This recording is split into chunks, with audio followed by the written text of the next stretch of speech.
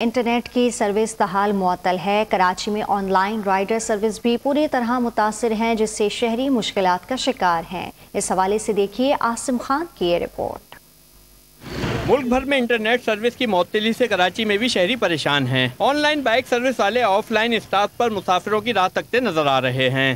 Net की वजह से बहुत प्रॉब्लम हो रही है। नेट के ऊपर राइड आ जाती थी, अब राइड नहीं मिल रही है। बड़ी मुश्किल हो रही है, हम लोगों को बड़ी मुश्किल का सामना करना पड़ रहा है। स्टाफों पे ख्वारी करनी पड़ रही है हमें। सब कुछ ऑनलाइन हो रहा था, सारा काम ऑनलाइन चल रहा था। अभी बेरोजगार इधर खड़े हुए हैं हम धूप में, आप देख सकते हैं सारे भाई लोग बाइक वाले हमारे खड़े हुए हैं। हम ये हुकूमत से कहते हैं कि जल्द से जल्द हमारा मसला हल करें ताकि हम इंटरनेट पे हम काम कर सकें।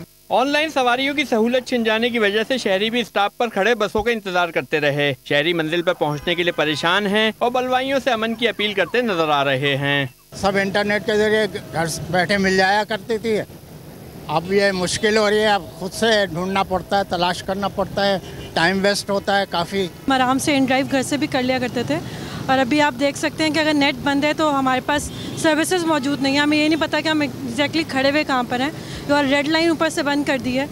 ठीक है, आप एहतजाज करें, पर पुरसुकून एहतजाज भी तो हो सकता है ना।